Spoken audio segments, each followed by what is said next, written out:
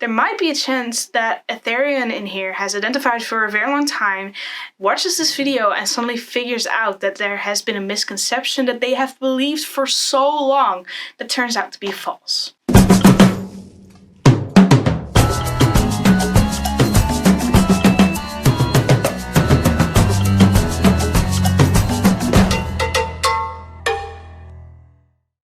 Hi guys, welcome back to my Therian territory. You may call me Thorn, and in today's video I want to cover 10 common misconceptions that even Therians may still believe. This video is indeed a little more educational than usual because I see these misconceptions popping up in the community so many times a day. It's crazy. But I totally understand why, because Therianthropy is a very complex concept, and at the same time there are a lot of platforms where Therians are being misinformed. I want to say beforehand that this list is meant for Therians specifically because I'm not going to be covering stereotypes. If you're new to Therianthropy, it might actually be better to watch PD's video about 15 common stereotypes that people think about Therianthropy or Therians in general. He covers the more basic things about, for example, Therians not being equal to furries.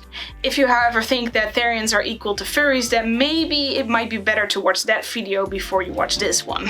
Because I will be covering things that even educated Therians may still find a little hard to grasp. I'm actually quite curious, so maybe comment down below if you actually believed one of these misconceptions. Before I start with the misconceptions, I think it's very important to know the general description of what Therianthropy really is. Being a Therian means you identify as a non-human being on a non-physical level based on involuntary experiences that are animalistic. There. That is it. Everything else you can think about that may be related to Therianthropy is not inherently the case for everyone. So let's start off with an easy one that I think most Therians who are a little bit educated probably already know, but I still see this happening in the community from time to time. The first misconception is that Therianthropy is a choice and that you can become a Therian. Therianthropy is not a choice. Therianthropy is based on involuntary experiences. This means that you experience behaviors, urges, instincts, etc. that are based on animalistic beings, and this is something that you cannot help. You just happened to be that way. You just happen to experience these experiences. You do not inherently choose to experience them, and you do not randomly become a Therian.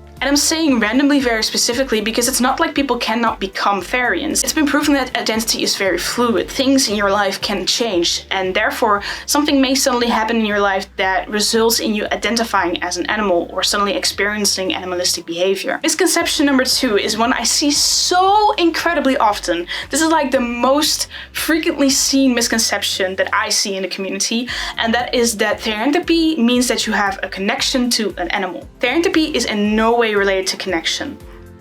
I promise you that. Just hear me out here.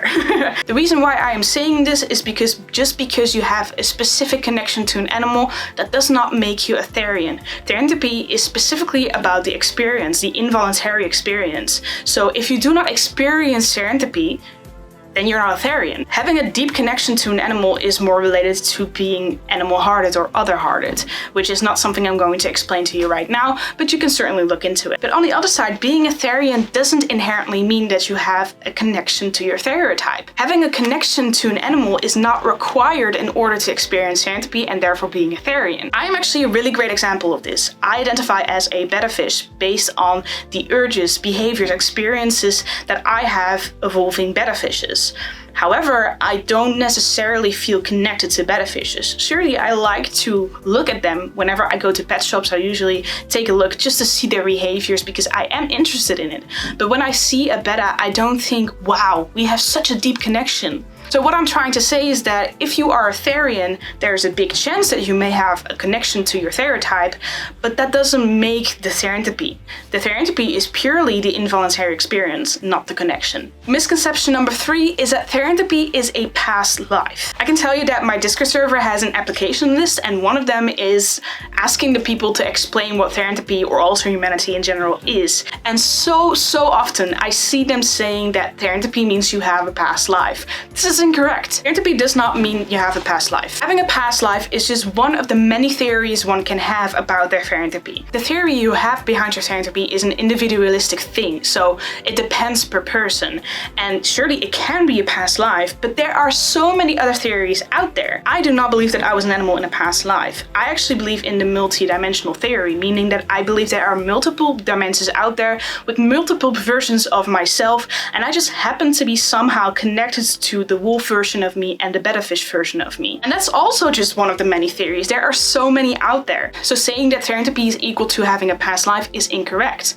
Second of all, if you only think that you have a past life, that does not make you a Therian. Because you can totally believe you have a past life, but so long as you do not experience therianthropy, you're not a Therian. Only if you believe you are the animal in this life, if you experience animalistic behaviors in this life, and then you believe also that you happen to be that animal in the past life, then it's therianthropy. Misconception number 4 is that therianthropy is a belief. I've actually covered this before in a TikTok video, but therianthropy is not inherently a belief. To put it as simply as possible, therianthropy is technically a belief, but to say that therianthropy is only belief is false, because therianthropy is actually an identity. That's the best word you can use to describe therianthropy. It's an identity. You identify as an animal because you experience animalistic behavior, but yeah, you also believe that you are an animal. Saying you believe you're a Therian is not equal to saying you experience being a Therian and you identify as a Therian. Misconception number 5 is that therianthropy is equal to doing quadrobics or pretending to be an animal. Most of the people in the community might already know this as well, but this is mainly directed on the members of the TikTok platform. Doing quadrobics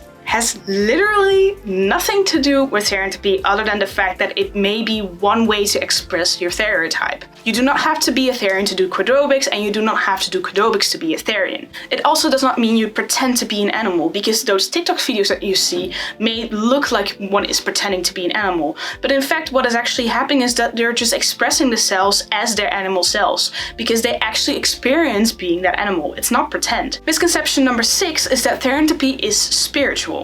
Yes, it can be spiritual, but you are forgetting the other half of the community. Therianthropy is either from a spiritual connection or a psychological connection. And whether you are a spiritual or a psychological Therian purely depends on where you think your therianthropy comes from. That is technically speaking, because if you believe that your therianthropy purely comes from something spiritual, at the same time you experience things that you can only explain through psychological factors, then you can also be both in my opinion. But a lot of people say that therianthropy is something spiritual, which is not inherently true. And some people even say that it's a spiritual belief, which is double untrue. Misconception number 7 is that therianthropy is always about an earthen being, while otherkin is always about a non-earthen being. Therianthropy is characterized by an animalistic experience, but that doesn't mean that your experience has to be from an earthen animal. There are tons of creatures out there that are non-earthen or that are fantastical, but still hold some kind of animality to them. And experiencing animality from such beings technically means that it is therianthropy. So it's possible to call it therianthropy if you wanted to, but only if you wanted to, because fantastical beings can surely also be considered otherkin. On the other hand, otherkin has never really been defined by non-animalisticness or animalisticness, and therefore you can totally identify as an animal and call yourself otherkin. It's kind of mixed in that sense. So if you identify as a dragon, that means that you can both identify as a Therian and an otherkin if you want to, or either of the two. There's also the term Therian mythic, which is specifically for fantastical creatures that happen to have a certain animality to them. So there's technically 3 options then, and you can call yourself whatever, it's just a label. Misconception number 8 is that Therians have to experience shifts and have to experience species dysphoria. This is surely false. Therianthropy is different for everyone. Everyone experiences their therianthropy differently from others. There are no 2 Therians out there who experience their therianthropy the exact same way as one another. So that's just impossible. So while species dysphoria and shifts may be a frequently occurring thing within therianthropy, that does not mean that you have to experience those things to be a Therian. There are tons of Therians out there who simply do not shift, or who feel like the Theritype is more integrated into their personality and therefore they don't really experience shifts.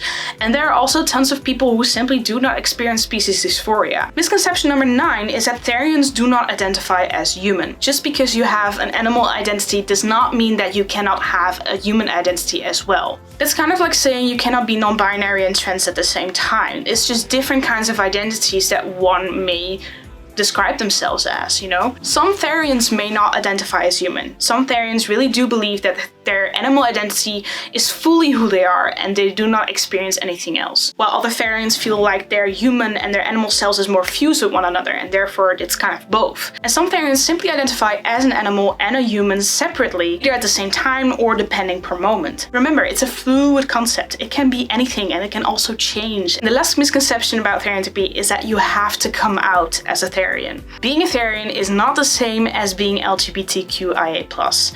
You do not have to come out as a Therian in order to be a Therian, because it's an internal identity. You do not have to change anything about your life in order to be a Therian. Well, for example, if you are trans or gay or anything alike, you have to tell the world to be able to live your life as your full self. Therians on the outside simply look human, and whether they want to express their therianthropy is up to them. They can fully control their shifts. There might be some things that make them a little more divergent from other people.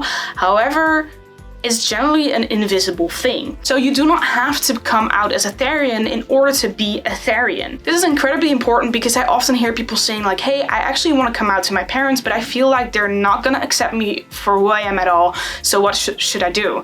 And usually what I say to them is just don't. Just don't come out to them then, because it's only gonna make matters worse in that sense. Just an indicator here, if you would feel hesitant about coming out as LGBT to someone, then do not come out to them as a Therian at all. The LGBT identities are already kind of known within society, and therefore if you come out as one, they at least kind of know what you're talking about. But Therianthropy is such a strange concept to society that it's not even worth it. So only come out to someone if you're 100% sure that they would be accepting it, or at least be willing to learn. That was the last one for today, but before I go, I did want to give a little bit of advice to every member within the community. Just because you experience your alter humanity a specific way does not mean that everyone else has to experience the same thing. There are very specific descriptions of certain identities within the community, and only those are really relevant. If you hold on to those definitions, then you're good. Everything else that may be kind of varying per person is all good, is all fine. Everyone experiences it differently, and that's okay. I hope you guys liked this video. If you did, please leave a like down below, or maybe comment down below. Or if you have any critique, you can also comment down below, of course. And if you really like my videos and want to see more in the future, perhaps consider to subscribe. And I'll be seeing you guys in my Therian territory in the next video. Bye.